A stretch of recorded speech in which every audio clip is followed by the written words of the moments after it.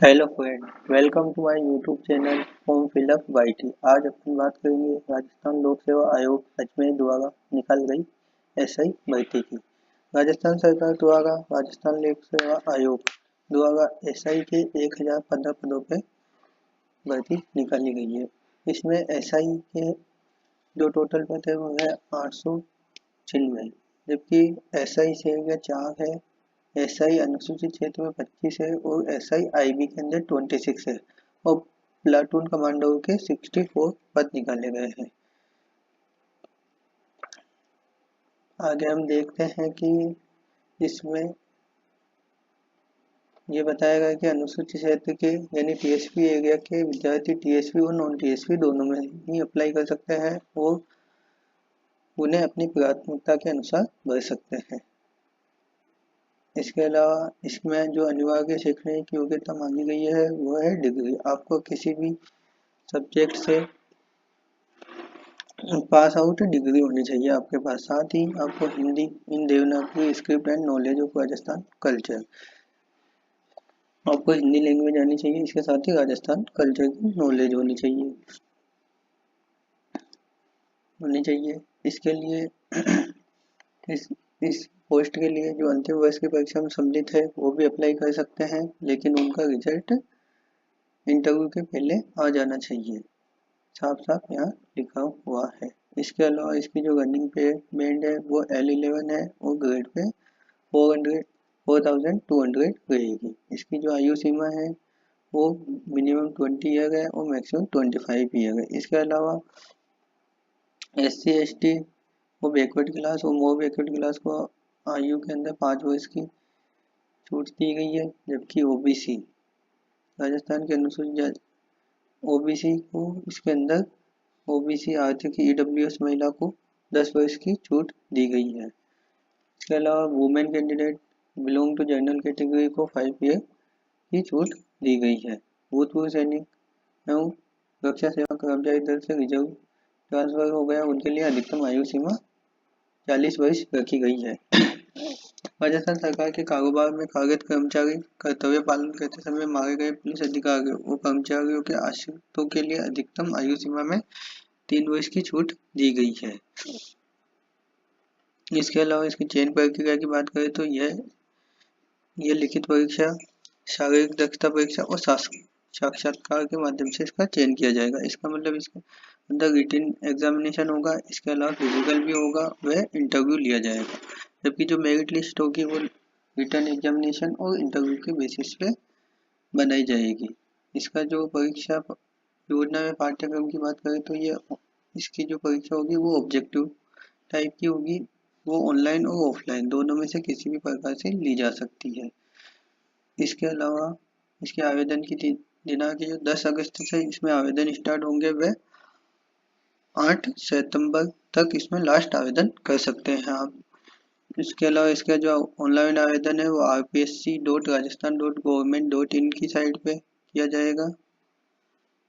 इसका जो सिलेबस है वो अलग से जारी किया जाएगा वेबसाइट पे। और इसके अलावा जो इसका आवेदन है SSO ID के द्वारा किया जाएगा सिटीजन J2C ऐप के अंतर्गत। इसमें वन टाइम रजिस्ट्रेशन कराना होता है, जिसका वन टाइम रजिस्ट्रेशन हो चुका है SSO ID पे, उसमें रजिस्ट्रेशन कराने की आवश्यकता नहीं है, उसके लिए ये फॉर्म फ्री है। वन टाइम रजिस्ट्रेशन के अंतर्गत जो जनरल EWS और OBC के 600 रुपये लगेंगे, जबकि SC/ST और नॉन क्रीमी लेयर और अति पिछड़ा वर्ग नॉन क्रीमी लेयर के 400 रुपीज़ है।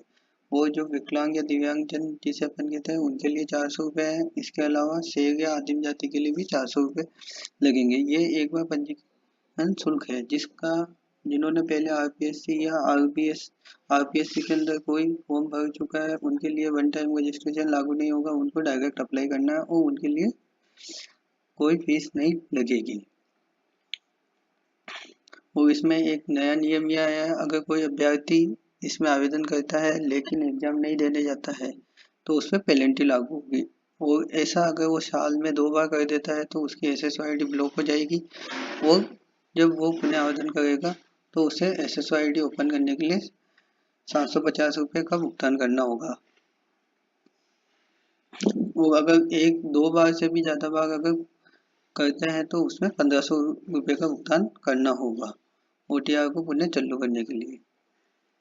और अगर इसकी फिजिकल फिटनेस की बात करें तो इसमें वुमेन के लिए रिलैक्सेशन दे रखा है। वुमेन की हाइट है जो 168 सेंटीमीटर से कम होनी चाहिए।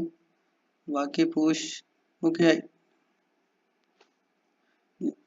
की इन्होंने कहा है कि वुमेन को छोड़ के जो मेल कैंडिडेट है उनकी हाइट 168 सेंटीमीटर हाइट होनी चाहिए। इसके अलावा उनका जो चेस्ट मेजरमेंट है 81 सेंटीमीटर से 86 सेंटीमीटर के बीच होना चाहिए। इसमें 5 सेंटीमीटर का एक्सपेंशन होना चाहिए। वो जो वुमेन्स है उनकी हाइट है जो 152 सेंटीमीटर से कम नहीं होनी चाहिए। और वेट है जो 47.5 किलोग्राम से कम नहीं होना चाहिए।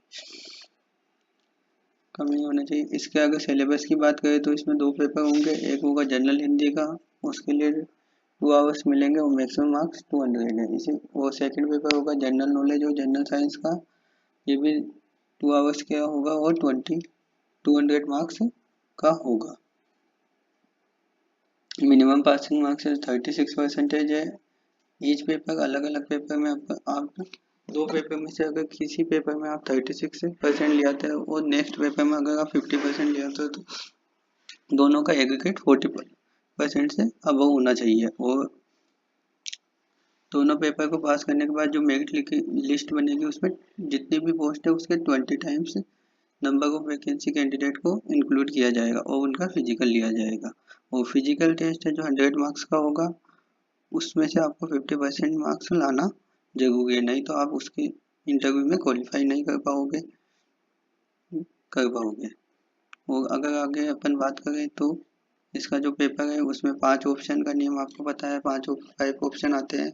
अगर कोई भी क्वेश्चन अटेम्प्ट नहीं किया गया तो उसके लिए जो 5 ऑप्शन होता है वो ई होता है, उसे आपको फिल करना होता है। अगर आप पूरे पेपर में 10% से ज़्यादा क्वेश्चन खाली छोड़ दिए हैं तो आप डिस्क्वालीफाई हो जाएंगे एग्ज़ाम से। इसलिए हर क्वेश्चन में कोई ना कोई ऑप्शन को फिल करना जरूरी होता है। और जिस क्वेश्चन में आपको आंसर नहीं आता है उसमें आप ई ऑप्शन को फिल करें और इसमें 1/3 की नेगेटिव मार्किंग रहेगी।